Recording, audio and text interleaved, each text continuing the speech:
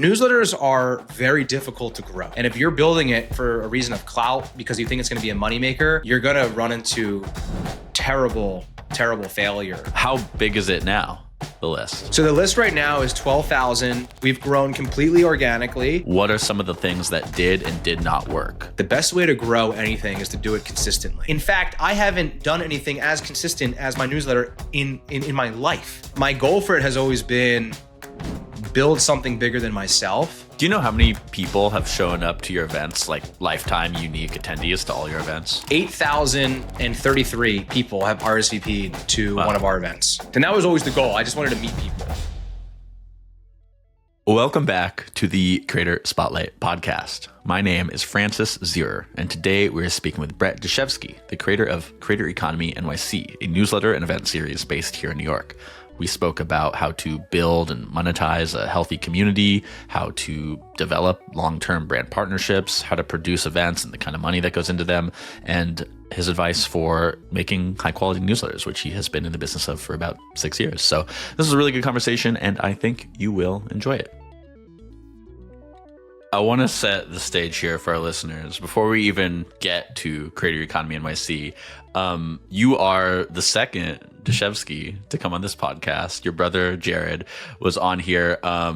What? Is this okay to wear, by the way? You could wear that. Yeah, you could wear it. Well, I think, and this is a little, behind the curtain for the listener. I think if you say certain words early on in the video, then maybe YouTube will ding you in the algorithm. So we won't say the words on your hat for a little bit, but we'll get there. Anyways, you're the second Dashevsky to come on here. I interviewed your brother like a year and a half ago, and you and him worked together. So you have a few chapters of your experience in the creator economy, and I want to not spend a long time on them, but I want to get through this a little bit. So 6 years ago, you join your brother Jared to work on Healthcare Huddle, right?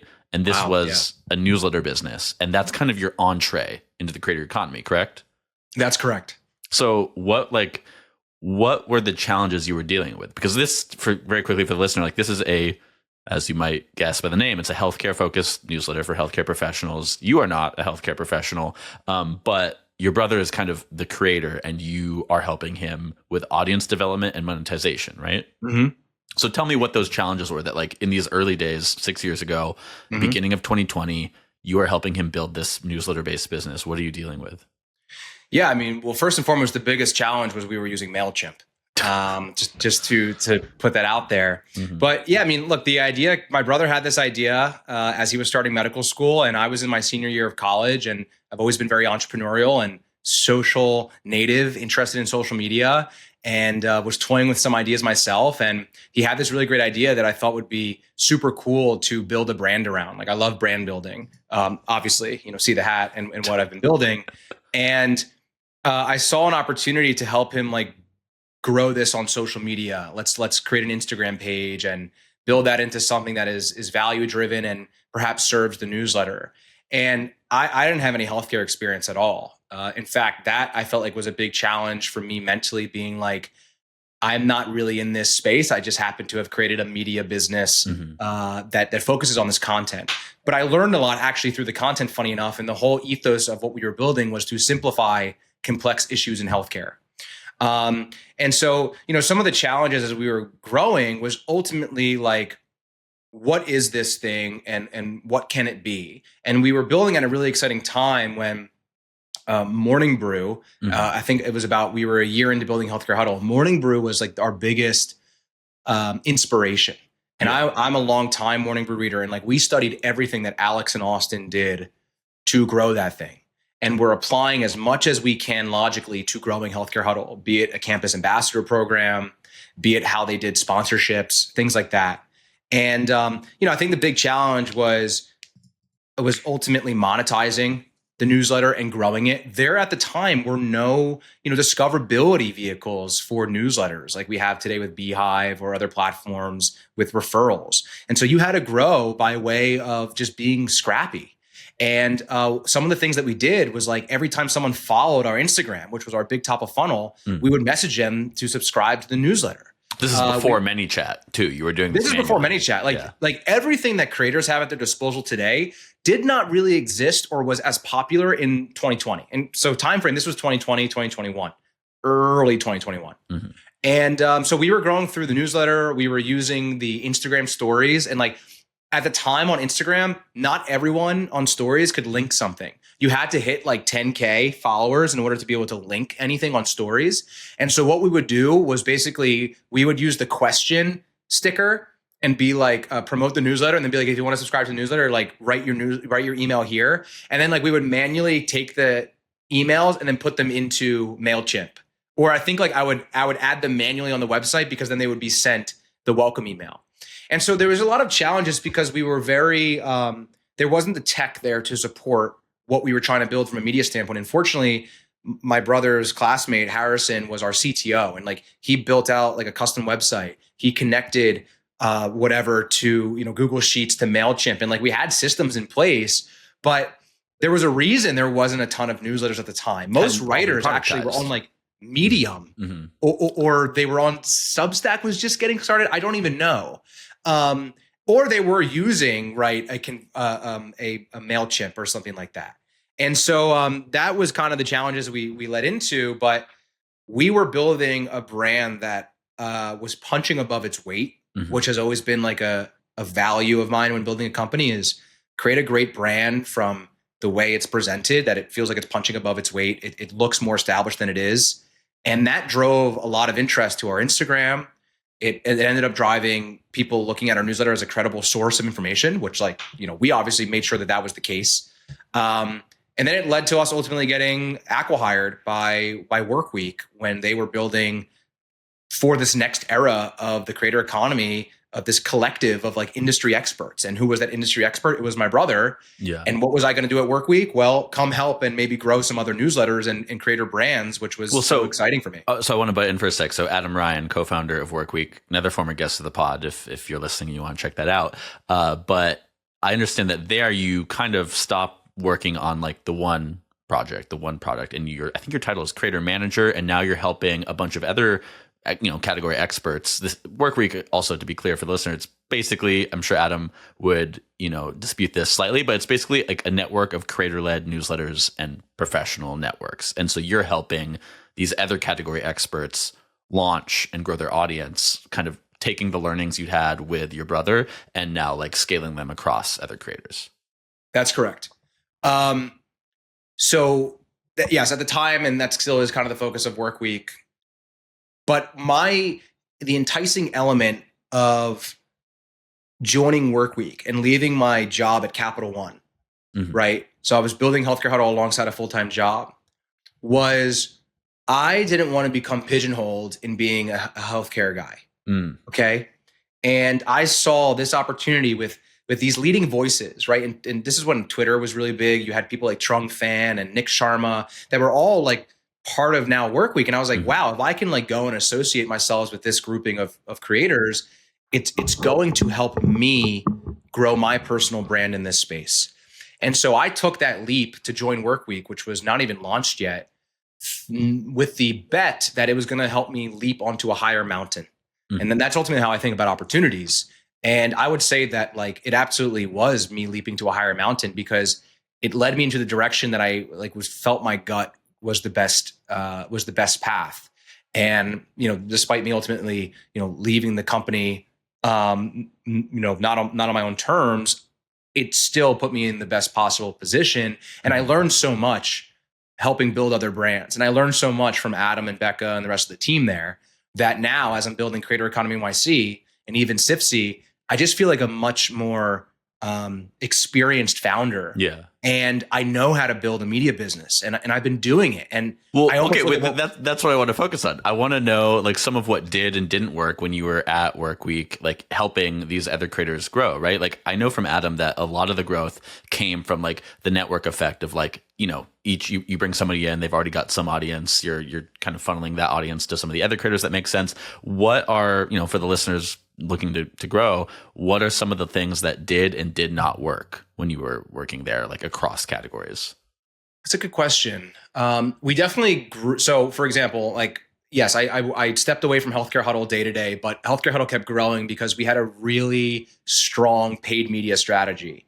And so we did put a lot of paid growth behind the newsletters to grow, which is popular. and was necessary at the time just because there wasn't that many, again, those discoverability and growth vehicles.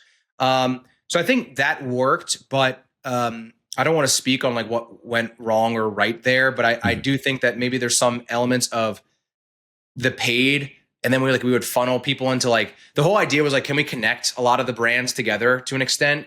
And, sometimes if you would subscribe for the healthcare newsletter, it might also like ask if you wanted to opt in for like the healthcare newsletter. And so like HR newsletter and then healthcare newsletter. And so maybe you started to get like audiences that were commingled that maybe shouldn't have been commingled. So I think that like, that was a challenge. And I think just in general, the working with talent, it was a really interesting experience because, you need to keep them on deadlines, and Workweek was selling really well, which was really exciting because like we weren't really selling much at Healthcare Huddle. And, you have to like have these creators make sure they're hitting their deliverables and getting the things out there. And I think what was interesting about having creators be identified as creators and being seen as talent, right? They were seen as talent. They weren't seen as like a journalist, as an employee journalist. So hitting deadlines was sometimes a little bit loose, right? Oh, I'm busy today. I'm going to get it, like sending my newsletter out tomorrow to like this tonight. And it's like, no. But we had like a sponsor slot. We've signed a contract. Right. For the morning. And I think that that's just what a lot of people deal with when working with creators in general. Right. For example, like I am privy to that, if that's the right word, where, I was supposed to get an ad out for a storefront, SaaS company. And I was like, hey, can we push this to next week? Like, I'm just so behind. And that like, they're accepting of that, no problem. But like when you're dealing with like multiple newsletters or a lot of money, and like it's a complex system with different pieces of talent, that became a challenge. And so I definitely learned and became very empathetic of how a creator operates and navigates, and then also like what it takes to operate as a creator. And I took a lot of those learnings to turn into a creator and business owner myself and media owner myself, and understanding that element. Hi there, my name's Tom and I'm the producer here on Creator Spotlight. I'm just interrupting this episode really quick to ask you to subscribe to the channel if you haven't already. We're coming up for 4,000 subscribers. It's coming up to the end of the year. So if you watch this channel regularly or you get any kind of value from it and you haven't hit subscribed on YouTube yet, we'd love it if you could do that and get us at 4,000 subscribers before 2026. We love those round numbers and those milestones. So if you could help us out with that, it'd be much appreciated. Back to the episode with Brett. I'll now allow you to talk about your own media business. So Creator Economy NYC, I understand it primarily as two, maybe three things, maybe two and a half. So there's the newsletter, which is how I first discovered it. I think I got on there. You'd only sent maybe 10 or 17. It was shortly before I started doing Creator Spotlight. And then it's also this events business. And then kind of on top of that, it's like a production, almost agency partner, I would say, for brands. Production partner is maybe a more accurate word, and that's to do with the events business. Tell me about how this comes about. First, what I understand is that you were no longer at Workweek, and I think shortly after that you started a contract role at Kickstarter, head of creators. I want to learn more about that a little later.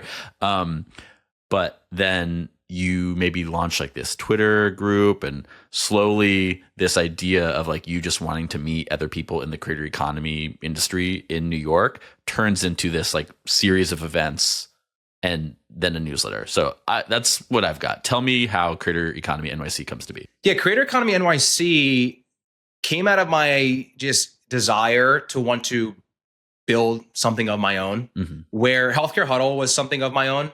But I had other co-founders, and it wasn't initially my idea, right? So I kind of like helped grow it and led the direction there. But I wanted to create something of my own, and I was so inspired by all the creators I was working with at Workweek that I too wanted to be a creator myself. And so, funny enough, I actually started a LinkedIn account called Creatorology, which still exists, and I was sharing a lot of tips and insights for creators from that account. And I was trying to basically create like the marketing millennials, but geared towards creators, which kind of is what Creator Economy NYC ended up becoming. Anyway, I had to stop posting from there for a variety of reasons. But ultimately, I was really intrigued by this element of like doing something in real life, primarily after I was invited to a Creator Economy happy hour in February of 2022. And, at the time, like the word creator economy was still very, minimally used. It was emerging. And I was like, of course I'm going to go to this. And I met so many operators in the space, Josh Kaplan of Smooth Media. There were some people there that still come to my events today. There was a lot of people there that were doing podcasts, over COVID. And I was like, this is so exciting to like bring what we've been talking about online in real life. And I wanted to like build community around this. And so Twitter launched this thing called like communities. And I just like toyed with the idea of creating something called I think it was Creator Economy Meetup NYC.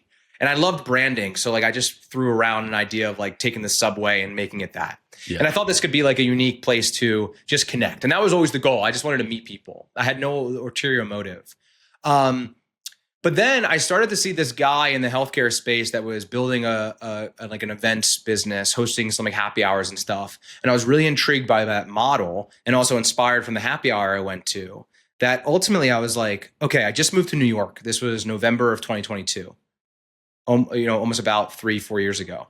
And I told myself, okay, starting in January, I'm going to just host a bar meetup, just like I went to back in February. And I'm going to call it what it like the Twitter thing was, because that's where I first posted, hey, I'm hosting this thing. I think I remember writing in there, like, would you guys come to? And I'm like, whatever, I'm just going to do it anyway. Fuck it, create it. And ultimately I chose a bar. And I knew from working with creators at Work Week that the best way to grow anything is to do it consistently. And so I said, what's a feasible cadence for me? And the feasible cadence for me that I considered consistent, right? It's not every day, it's not every week. It was once a month I would host a meetup. And I told myself it just needs to be very low cost and no cost at all. You're just picking a place and you're organizing that. So I chose this bar in the Lower East Side, put out a blast. Think about 40 people RSVP'd, which was really cool. Think about 15 or so showed up, many who still come to our events today. And I continued with that on a month-to-month basis. And I was communicating with these people by way of BCC. I was BCCing them on email after being like, hey, great to see you. Hopefully the next one will be next week. And in there, I'd always say, like, if anyone wants to be able to host us or sponsor, let me know. And started to get people being like, hey, I can host you in our office. I can, we'd be happy to put $500 towards this. I'm like, whoa, okay. And I started to just lean into that. And that really was the nature of Creator Economy NYC. And again, the idea was just for me to meet people. I was not making a dime from this and had no intention. I had no idea actually how to monetize it. And then through feedback, someone was like, you should start doing like fireside chats or whatever. And that's ultimately what led to me doing a fireside chat with New York City creator Tim Chiazzano, who was like blowing up at the time.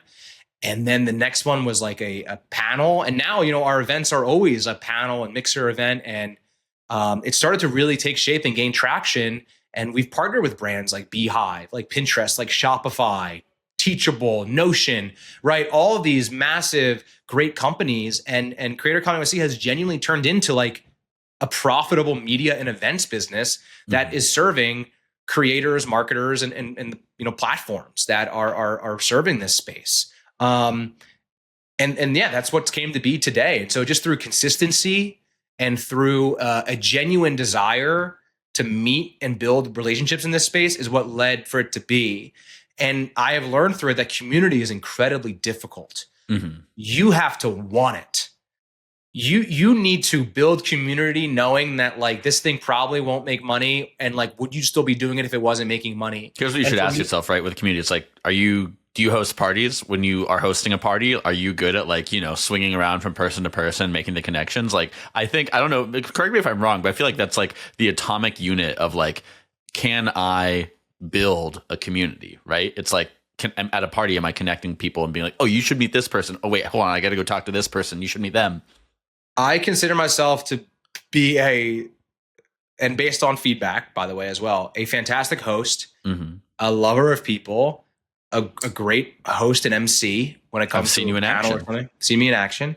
And I love doing it and for the love of the game.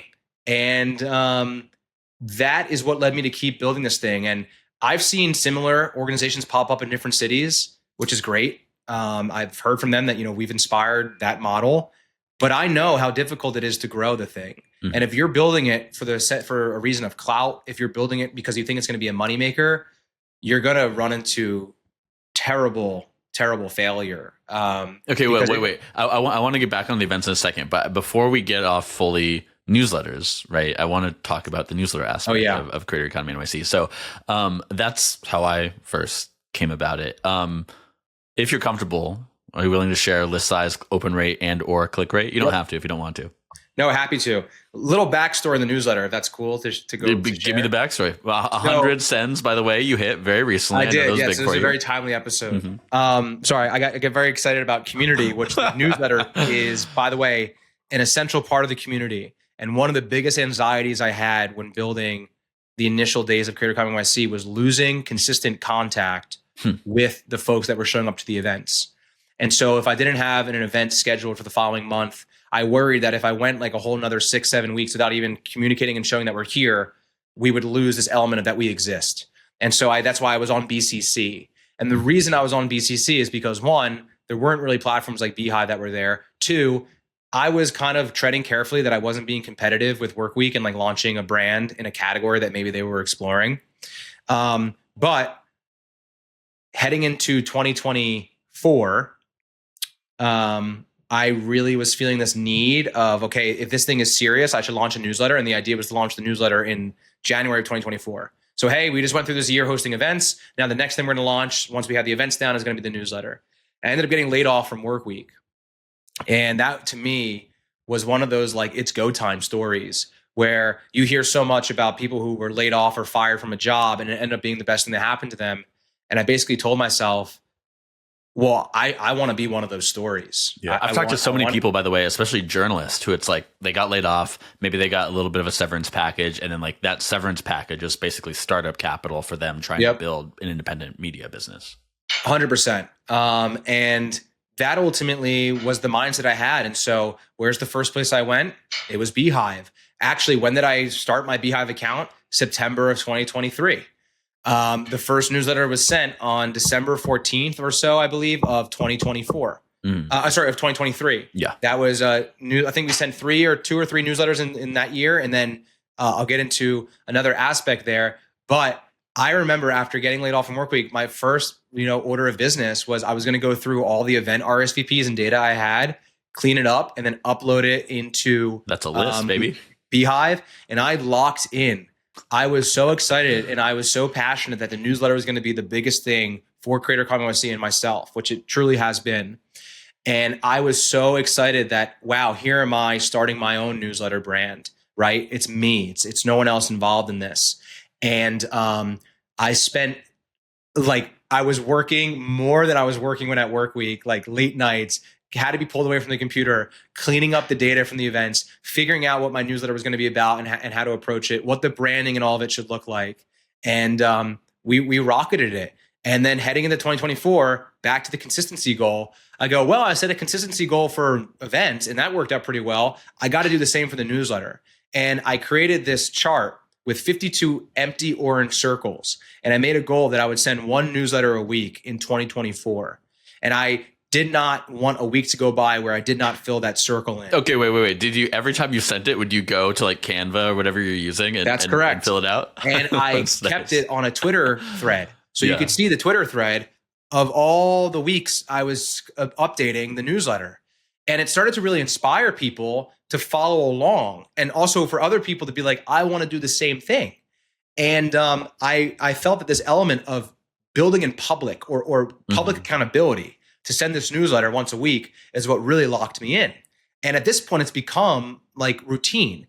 In fact, I haven't done anything as consistent as my newsletter in my life, except maybe wake up and go to the bathroom in the morning. And that was just so huge because now I had another community element with the events and that people who came to the events or RSVP'd were now on the newsletter and then they were immersed in the community. The genesis of the newsletter is to create a place for people who are going to the events to keep track of the events. It's basically as simple as that. But then it becomes this other thing of like this driving force for you. And there's good editorial in there too. Like you recently had one that was like a taxonomy of like types of creators. Yep. You had another one like what's the difference between creator and an influencer? I love these topics. But so that's the genesis. How big is it now, the list? So the list right now is 12,000 subscribers. We've grown completely organically, primarily through our events is the number one driver of subscribers. And then the second driver is the Beehive referral network, which has been so powerful. And the key to that has been ultimately having referees who are aligned with what your newsletter is about and what their newsletter is about. Yeah. And so I have like Jack Appleby's newsletter, Future Social, has been a huge driver to my newsletter. Brandon Smithrick's Content to Commas has been a huge driver to my newsletter. Frequent friends of yours and frequent attendees of Creator Economy. That's correct. They've been integral and great friends that I met only through Creator Economy NYC. The open rate is at 56%. So it's remained a very leaned in and intentional newsletter for people. And, I think there's an element of the in real life aspect, and being able to connect with me and the community makes people feel excited and passionate about the newsletter. And it's also a place where you go and get up to date on the next event. That was almost the original intention of the newsletter. It was just a place for you to see what's upcoming. And now, as we just hit newsletter 100, I'm genuinely thinking about more ways to better editorialize the newsletter and turn it into something that can maybe even scale beyond me. Because I do see Creator Economy NYC continuing to serve not only creators, but marketers, the influencer marketing, creator marketing. Well, wait, okay. Yeah, that's interesting. So you said that, like, when we first started talking too, that maybe you're separating Brett and Creator Economy NYC a little bit. And I'm curious how you pulled it off. What you just said, like, made me think, of course, of Colin and Samir and how they have the published press. But that's, they, I think, own it, but they don't write it. It says like edited by them at the bottom, but it's, I think, Hannah and Sid are the two journalists who write it. And so, like, it sounds like you aspire to have something like that. Yeah. So when Creator Economy NYC started to become more and more of like what I viewed as like an actual brand and a business, my goal for it has always been build something bigger than myself. And for a long time, I've been leaning into like I'm the face of Creator Economy NYC. The Brett is Creator Economy NYC. But like, as I'm growing it and think about what do I want to do longer term, I think that Creator Economy NYC can thrive beyond me being the core face of it. It would go back to the Dave Portnoy example. And that, yes, I could probably move into more like an editor-in-chief role of the newsletter and have someone who maybe more tapped in doing more editorial, be it creator exclusives like what you do. I don't think that needs to be me. I enjoy like being a face of the business and operating the business, but I don't know if I need to be in the weeds of everything. I love being the talent and showing up and moderating and hosting. So like, I'm really trying to hone in on like, what do I like to do and what don't I really feel like I need to do, and how can I delegate that properly? And a big thing for that also was like content. Like, I don't need to be doing video content on Creator Economy NYC's Instagram. I can actually probably find some talent to do that. Well, what about what is it called? The Signal, formerly Creator Economy NYC TV. Oh, yeah. So I was doing that, but this is, by the way, for the listener, this is like a short form video series. He's done like 4 or 5 of them over the last couple months. Yeah, they're pretty funny. Like Stephen Colbert news, but for the social media world. You've got, an example of one, I think this is the last one you've done, and it seems like you kind of maybe have stopped doing them. I don't know, you can tell me that in a second, but the last one's like, you're this newscaster, and then you're calling in correspondents such as Frat Brett. They're just you dressed up and with an accent. It's quite funny. But the last one's like Frat Brett, like the story you're covering is that I think it's Syracuse University in New York. They recently launched a like creator business program, and this is something that was covered in a lot of other newsletters. For example, I think I read about it as well in the published press. And you're just covering it, but like with this like entertainment angle of like, you're putting on the Frat Brett persona, and like you're giving details about it, but like in a very joking manner. Yeah, and that was really fun to do, and I feel like that could be like my segment. But frankly, honestly, from a time standpoint, I'm like, I just do not have the time and energy to put into this. Was that just you producing that? Like you made the graphics? That was just me producing it. Yeah. Yep. I just had to be honest with myself in terms of like, is this a hell yes right now? What else might require your attention? And I do foresee it coming back. I just need the dust to settle in terms of a lot that I'm just laying the foundation for heading into 2026. Okay. One more thing on newsletters before we move off of newsletters fully. So again, you, for 4 years, basically you worked with your brother on Healthcare Huddle. You were at work week for a couple of years. That's, newsletters, and you've been doing this now for 2 years as well. So a lot of newslettering experience. I wonder if you have any advice you would give to the listener beyond like the basic, like obviously as your hat says, fuck it, create it, just do it every week consistently for 100+ weeks. That's like the classics. But I think with you specifically, anything around like the editorial approach, the design, you're big on that, and audience development. Any advice you would give our listener who is not the novice, but a little above that? Well, if you're just starting out in the newsletter world, like don't overthink it. And if you were to like look at my newsletter and what I'm doing today, remember that I'm 100 newsletters in, and that's 100 newsletters of iteration. And so maybe look at what I was doing in the beginning, so you can kind of feel in terms of just like the practical element, or look at someone who recently started ahead of you, just recently. And don't overthink the design to start, and don't overthink that's the editorial. Rich coming from you.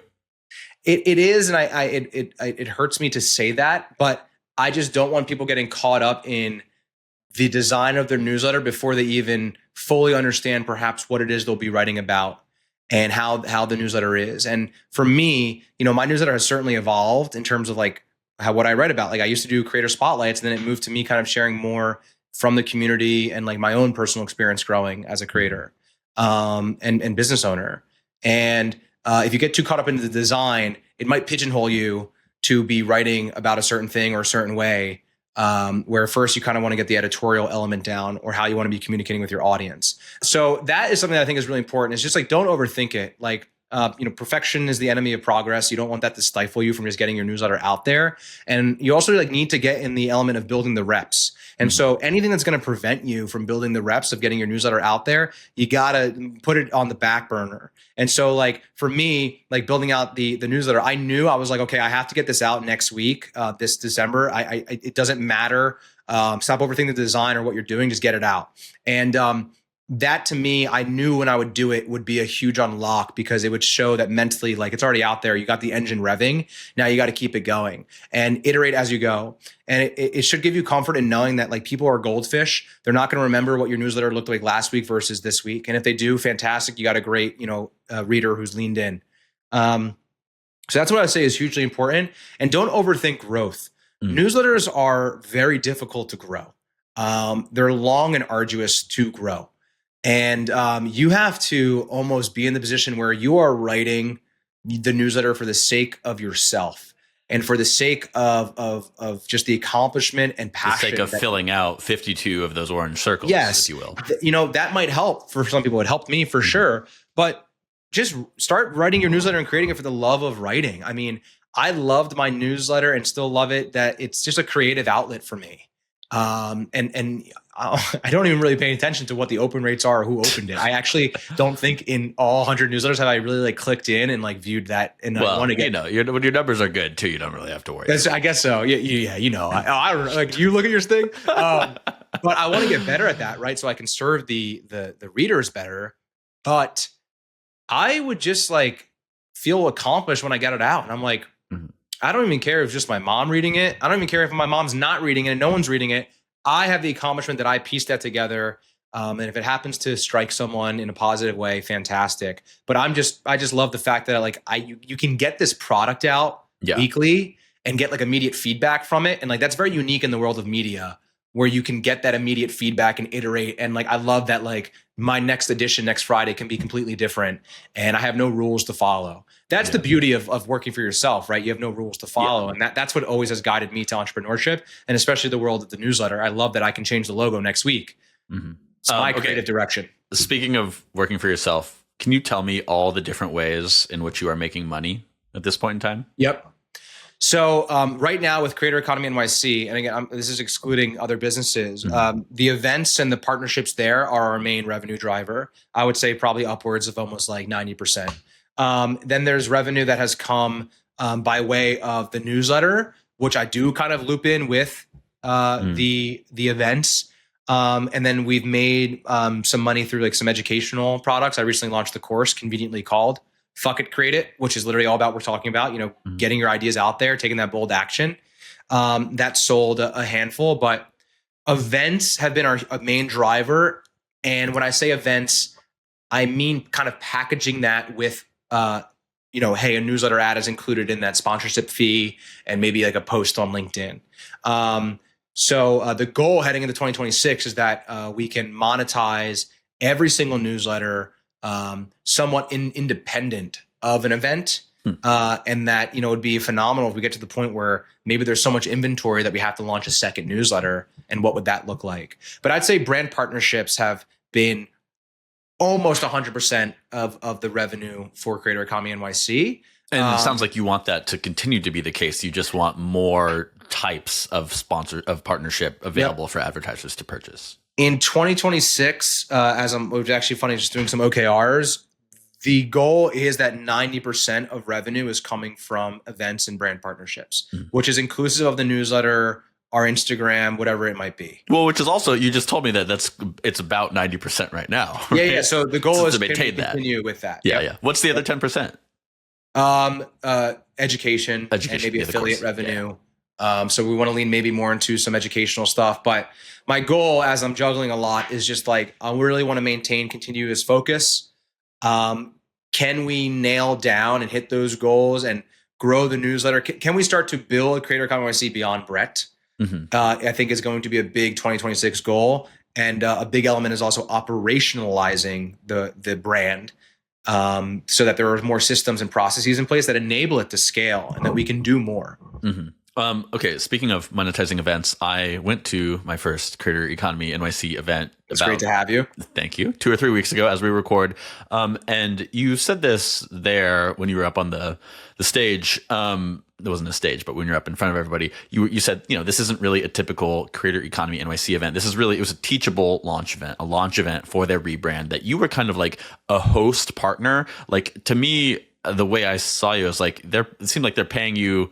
You can tell me all the things they're paying you for, but it seemed like they're paying you primarily as like an event promoter, right? That's an interesting way to put it. So I engaged in 2020 this year with a year-long brand partnership deal with Teachable, which you want to talk about. I absolutely do. Well, I was going to say, you want to talk about the effort of compounding, right? Like, that was a huge outcome that was like really cool. And I've written a bunch about how that came to be and what that looks like. But so the thing with Teachable is typically the way that like our events work is that there's 2 sponsorship tiers. Basically, a brand is it's basically like a presenting partner, which would be like Creator Economy NYC X Beehive, and then maybe there's some supporting partners that are additional brands like Teachable. Which, to be clear for the listener, by the way, we're not paying Brett for this episode. Beehive is not, but Beehive has paid him in the past. Yes, and I hope they pay me more because with all this latest announcements, there's big synergies. So the way that Teachable usually works is like, we would like align on like a panel topic. If you're a presenting partner, right, you get kind of editorial control, and we want to do something that talks about something geared towards your brand. But this one was unique because Teachable was doing a rebrand, and we already had like an event slotted per our agreement, and they're like, let's just leverage you in the community to do this. And I think another big thing that was interesting here is that if Teachable was just hosting a Teachable event, who wants to go to just a Teachable event? Right. But when you kind of pair it with a native community, there's that leaned in element that people already have this like authentic connection. And that was Teachable and I, Teachable and Creator Economy NYC hosted a conference together back in May called Connect. And it was the same thing. Teachable mainly handled a lot of the logistics and things like that. This was that on a smaller level. We did also put up some money though, just to be clear, because we had money from the partnership that needed to go towards this. But yes, it did kind of operate where it's like, we want to leverage you and your community, the NIL of it to promote the event. And it still was our event to an extent, like, our team was there, but there is that thing where it's like, oh, this is a Creator Economy NYC event, as opposed to this is a blank, platform event. Yeah. And well, tell me more about like the specific like deliverables for them. I will say that like, I was there, Brandon Smithwick was there. He was making content. I went up to him. He was like, what's up? I'm making content for this event right now. And then, I saw at least 2 other people going around with cameras and mics. I think somebody doing interviews, somebody probably just taking photographs. So there's clearly like content being produced at and about the event for later distribution was one of the deliverables. What are the deliverables for an event like this? So if you saw Brandon creating content, he was doing that for Teachable because Teachable had some of their own, like it was very like incestuous. There was some other brand partnerships going on. And then the other people doing interviews were my team. Yeah. So we're leaning into more content, right, from our events. So the way those partnerships look like, typically, if you're a presenting partner, like Beehive's been a presenting partner before, what they get out of that and the deliverables I provide are, of course, hosting the event. When it comes for the panel, right, like curating that panel in partnership with the brand. Their name is next to ours on all the graphics and mentioned in the newsletter. And then they get access to the RSVPs, some lead gen from there. And so it's fairly simple, right? And so like when I think about Beehive partnering with us, it's like, look, if Beehive was just hosting their own event in the city, I'm sure they would have some success. But then like it's Beehive hosting it. And so look, there is an element there where it's like they're probably trying to sell something, blah, blah, blah. That's always a given with any brand. It's always event. a given, right? And people kind of come with that mindset. Whereas if you do an event with Creator Economy NYC, there's this, I'm going to that Creator Economy NYC event. I think it's like Beehive's a sponsor. But so I just think there's this more organic approach where, hey, we're not trying to sell you anything. We're just here working with our partners that are serving. What's on offer is like, open bar and some snacks and some other people who you can make connections with to, make money with in your own job. And a big thing from that Beehive would get, just using Beehive as an example, is content. So like, they can talk about the event, they can show up with some collateral, maybe hats, maybe stickers, and look, just develop good vibes with the event. Do events lead to direct conversions that you can trace? I would say no, but through enough repetitiveness, you start to see people really have your brand top of mind because they have positive associations with it. Well, this is something that like whether it's like more just brand partnerships, not just at events. I think like that's one of the jobs of a creator is to like educate that like, you might not be able to like measure the specific thing, like, this kind of obsession with what do you call it? Like last click attribution, right? Like part of the point of this is like, is brand building. It's a creator partnership is rarely like if you're a marketer going into it and you're just purely looking for like dollar in, dollar out, like that's not really what this as a marketing channel should be.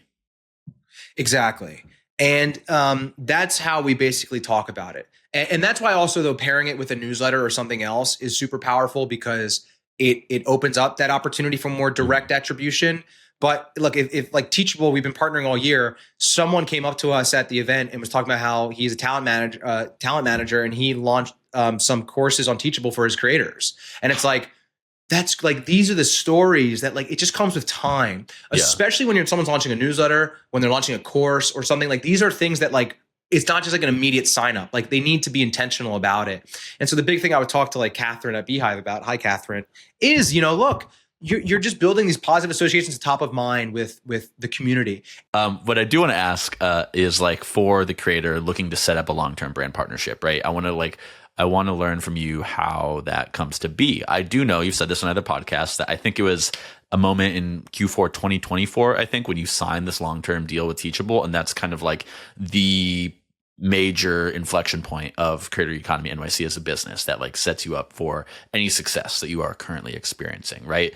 So how do you like if you are beginning an engagement with a brand, I'm sure that first with Teachable, it was like a one-off or, here's a couple deliverables I'm going to give you. How do you turn that into like, here's a long-term partnership that is like a secure source of income for me for the next year that will sustain me? How do you get to that point? How do you convince a marketer, a brand to do that with you? Give me your budget. Yeah. Well, it comes with time. So I'll use Teachable as an example here. We first partnered in literally right after I got laid off from Work Week in November of 2023 to do an event together. And I think they paid like $2,000. It all went straight to the event, right? I made nothing on it. And then we didn't partner again together until June. Mm-hmm. And then we didn't actually partner again until heading into that September. So there was a lot of sporadic partnerships and relationship building that led to, is this something we could engage with long-term and to like stop doing this like one-off type of thing? And so we initially did like a quarter-long partnership in Q4 of 2024 that then as we were heading into the new year, we talked about, well, we should, I'm pretty sure Teachable wanted it, right? And so did I, but like, can we do a year-long thing together? And, that was exhausting thinking through. I really had to put my media sales cap on, which was crazy. I'm honestly proud of myself for how I did it, but like, I was like, oh shit, I have to get like into like an events calendar and like inventory calendar, like what's going to go towards what. And I've had a lot of learnings from this year. But the way that works is ultimately you're probably going to need to start and show the value that you can provide, and like is this a partnership that's worth building out, and then also continue to showcase the value that you can provide to them. And so, what are Teachable's goals, right? What is X brand's goals? How can I be the medium that's enabling you to do that? And it's funny because my brother with Healthcare Huddle is actually working on that right now with a couple of brands in terms of how to do something long term. And none of these brands are new necessarily. They've worked with him before. So for creators and any media operators that are looking to do long-term stuff, right? You often probably will need to engage, I think most times, in working together previously, but a lot of it comes down to relationship building. Yeah. I spent a lot of time with the Teachable team in 2024. We were at South by Southwest together and spent all time there, which I do believe led to us then partnering in June. Then we did an event together in June. We did an event together at VidCon in June. So we were hanging out together again. I went to Vid Summit and hung out with Olivia, who leads creator partnerships there. And we just we're building a nice relationship. And at the end of the day, sales is all relationship. Maybe there is a better avenue for them to go, but they want to go with me and Brett and Creator Economy NYC. And so you have to put the effort into building those relationships and showing up, which then might, ultimately convert hopefully into something long-term. Yeah. And this is your whole thing. This is what the Creator Economy NYC is too, is it's about building relationships with the people in the community. It's about creating a space where other people can build relationships, right? Exactly. I when I first became aware of you too, I was like, I don't think this guy's really a creator, because I'm always looking for people to maybe have on the podcast. And I thought, this guy isn't really a creator. I think he's a marketer. And now that I've gotten to know you a little bit and I've been to one of your events, it's to me, what you are is you do kind of have some of all of the three skills of media, of being a creator, right? Which is producing content, audience development, and monetization, right? You have a talent for all these things. But at the core, I do see you as this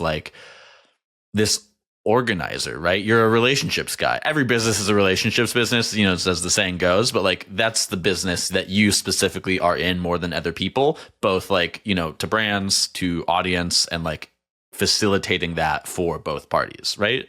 Yeah, I think that's fair. Something I've grappled with personally is, what is that identity that I possess? Am I a creator? Am I a founder? I would say that when I wake up in the morning, I consider myself a founder.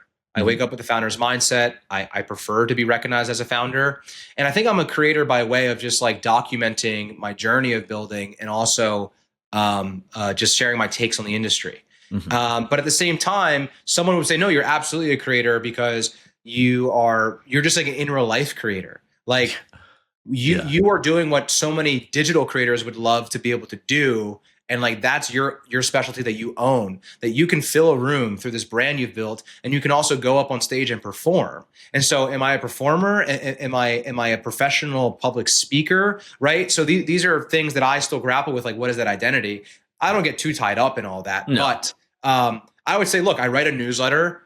I've written a newsletter more consistently than I would maybe say most people ever have. And so that to me makes me identify, I am a creator. This is my, I might not have a huge following on Instagram, but it's not the size of the audience. It's how many, it's who's in it, right? Exactly. That's how you make money. So I would say that I would consider myself to be a founder and creator. If someone had to ask, and an organizer for sure. Yeah. I mean, I don't want to get too pedantic here because I have a bad habit of doing this on this podcast and real life. But I am curious. What was that? You ever see Zoolander and he's like, "Who am I?" I'm looking into the spoon. And that's what I'm that's doing. Me constantly. The puddle. I am a constant midlife crisis. Early maybe for a midlife crisis. I hope it's not my midlife. Yeah. But anyway, neither here nor there. I am curious though, how you define creator economy, and I not to me who knows enough about it, but I mean you're home visiting your parents and there's a family friend over there who doesn't really know anything about this. How do you're I work in the creator economy. What is that? How do you tell them? Well, first I would define the creator economy is essentially individuals who are making a living by way of digital content on the internet. To an extent, right? And that could be a number of mediums or ways in terms of how they're doing that. And so you're asking how do I describe what do I do to someone? Yeah, to somebody who doesn't work in this industry at all. Right. Well, I think the simplest way is I would say like I am like I run a media and events company that brings together this digital economy. So people who are creating content, people who are maybe like using those people, those creators as a way of marketing, and then also the folks that are maybe building the platforms that support the monetization of this space. And I think the economy is a really important word in what we're building, because it's not just about creators. It's not just about creating content. We genuinely tout this element of like how the business of creators is, that I think is the best way to describe Creator Economy NYC. And we have thought leadership around that. Yeah. And it's funny, like the initial model I had in my mind for Creator Economy NYC was like the economic club of like New York or something. It was like this like nonprofit thought leadership place, right? And I was like, okay, great. Like, I just want to create that. I just want to create a space where people in the industry can come together and just like have open and free conversation around topics that are shaping the industry.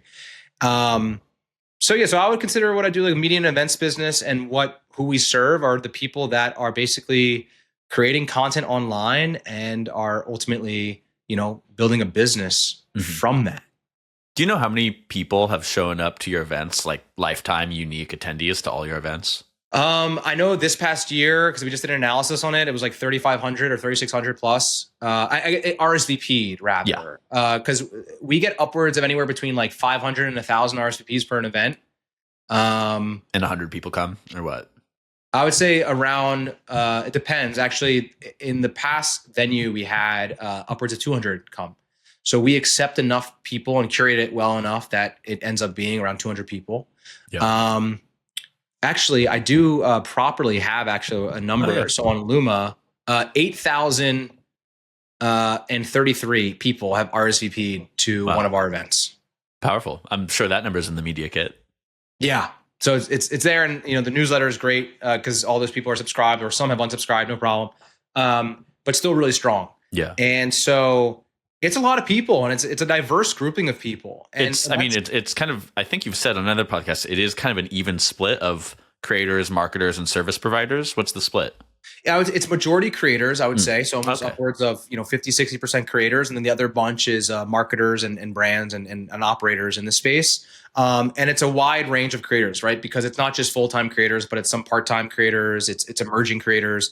And I want to curate that environment, because I think there's something that like a full-time creator can learn from a part-time creator, because they might be monetizing in a different way, or they might be using YouTube, and the other creators are mainly on Instagram, right? And I have creators who I see as like full-time successful 500K plus followers that want to know how to do a newsletter, right? And they look at me as an expert on that. Yeah. And so our main flagship events, the ones like you went to, are more, I would say, diverse, but still curated, right? You have to be accepted into the event. And that's just to create the experience, and also for the sponsors, our partners rather. And then we have some dinners that maybe are more intimate and targeted. People who are full-time creators, people who are, focused on finance, content, stuff like that. Are there people, I'm sure, like, not counting the dinners, these more like intimate events, are there people who have shown up to every single one? Or I'm sure nobody has shown up to every single one. So like, functionally every single event. I would say yes. And it's so great because like at this last event, right, there are people that I remember being there at that first event. And it's just awesome that like they've seen this grow. Yeah. They feel like emotionally invested. And it's funny, I'm working on a project right now to be able to go and track that data. Who RSVP'd to an event, who actually showed up, and then like to be able to identify those key fans. How are you doing that? Is this like something you're using, like, put all these people in Claude and say, hey, figure this out? How are you doing that? So I recently hired like a fractional COO who's assisting with this stuff. But Luma, I have all that data because when you subscribe to the events, you have to fill out basically like a survey, right? This is how I get this first party data on people. And then when you come to the event or you're accepted, you have to check in. So then Luma has that data. So Luma on each individual event has all of this data. Yeah. And it's just not standardized because I've changed the questions, and I beat myself up because every time after an event, I would upload all the data to Beehive, but I got lazy and started like cutting out fields. And I'm like, I'll come back to that later. And here I am being like, okay, here's later. Now you got to go and do this all manually. Has Luma ever paid you any money, by the way? The way you're talking about them, it sounds like they should. Luma has never paid me a dime. They are the greatest platform, so essential to my business. everyone should be using them, and I should be on the pro plan. Don't say that yet. Don't say that yet. Wait till they pay you. But Beehive Luma, that would be sick. Yeah. One last question about events. You don't have to answer this if you don't want to, but like, how much does it typically cost to produce one of your events? And I know that there's like different types, and I know that the first one was literally just happy hour at Hair of the Dog, Lori's Side, and that's maybe, I don't know if you bought some drinks for people, maybe not. But like, what does it really cost to put on the kind of event that you're putting on that attracts brand partners? All in all, our events cost upwards of $15K at the end of the day. If we're doing like an event at the venue we've been doing at, frankly, that's probably on the low end, especially in New York. And this is inclusive of like renting the venue and like maybe paying some staff, and then also probably a bit of open bar and snacks. And that's correct. That's it. Food, beverage, the venue fees, videographer, content, creation that's being used, maybe paying some volunteers or event ambassadors. Maybe some collateral, merch, posters, all comes out to about $15K. I expect it to increase going into the new year. So that's why our sponsorships are very important to help us enable to do this, right? Like we don't do an event if we don't have a sponsor. We just can't. Because they have to cover the price. Yeah. Right, exactly. And we want to keep doing this for the community, and they're great. And so if we can get a sponsor to be a presenting partner and pay us anywhere from 20, 25, 30K, great. We can put on the event and do so in a really great way. While also like maintaining a sense of profitability so we can keep our operations running. But that's ultimately what it costs. A dinner might be a little bit less expensive, anywhere from like 3 to 5K. And then a smaller event, right? Of course, like less than 15K or something. But, we have a sense of quality that we want to maintain. There's an expectation people have. And, we want that to shine through. And that's why our sponsorships are what they are. And we genuinely believe that the sponsors and partners do get really great value out of them, which is really important. Okay, so you earlier said that you wake up every day, you see yourself as a founder. You are the founder of Creator Economy NYC. You are the co-founder of Zierer, which I would love to give you a little chance to talk about what that is and how you came to co-found what I understand is basically an automated social listening software tool. So Zierer is a comment section insights platform. So basically, we are able to analyze the comments on any public social post, be it owned, earned, competitor, influencer, right? That idea actually came out of Creator Economy NYC, which is why Creator Economy NYC is so central to everything. The flywheel, we were at that first event. Not first event, it was our third event, and it was our first ever programming event with Tim Chiazzano. And I asked him on our fireside chat, he's been growing so rapidly, how does he deal with judgment happening in his comments? Because I saw that there was some hate. And he said that his wife reads him his comment section, right? And pulls out things to share and like what's going on, because he didn't want to read it, right? No. And so my now co-founder, who has a tech background and comes from, the analytics world, we met at my second event ever, and we hit it off. And he approached me after that event with Tim and was like, hey, Tim talked about this thing about his wife does. I had this idea, what if like basically you could see your comments by positive, negative, and neutral. If I created this prototype from like one of Tim's pieces of content, would you send it to him? And I was like, sure, sounds good, dude, whatever. Shoot me a message on LinkedIn. And he messaged me like the prototype of it. I thought it was really cool. I didn't love the name or design of it. It was called Kelly AI, which is Tim's wife. And the design, I was like, this could be better. I have a very, as we discussed, great eye for design. And I love design. And so I just took a go in Figma at like redesigning this thing and renaming it. And I literally landed on Zierer and this like clean design look. And so he like fixed that up. And then ultimately, like we just started to work together on this project. And we were building Zierer to basically serve creators. Yeah. But I knew, actually, coming from the B2B world, being at Work Week, right? Building a platform. That's where the money is. right. Building a platform for creators is really difficult. Yeah. And they're basically consumers, right? And so we're going to be like, that's why all the main creator platforms are free to use. Yeah. And this is going to be really difficult. And I was like, and then through conversations, we realized, wait a minute. Like people that are running creator campaigns on behalf of brands are looking at the comments, but they're doing so manually. So they're already collecting the links from all of these creators when they're running their campaigns.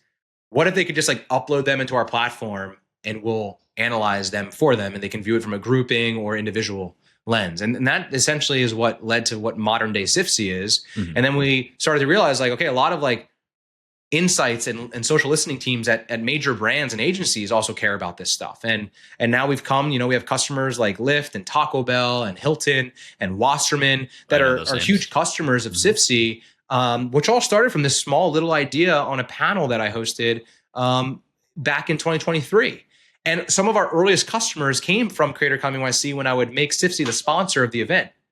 And I would shout out Zipsy. And then they would come up to me after and be like, what was that tool you mentioned? And it would get a demo and it would lead to us basically them becoming customers. So Brett, this is very fuck it, create it.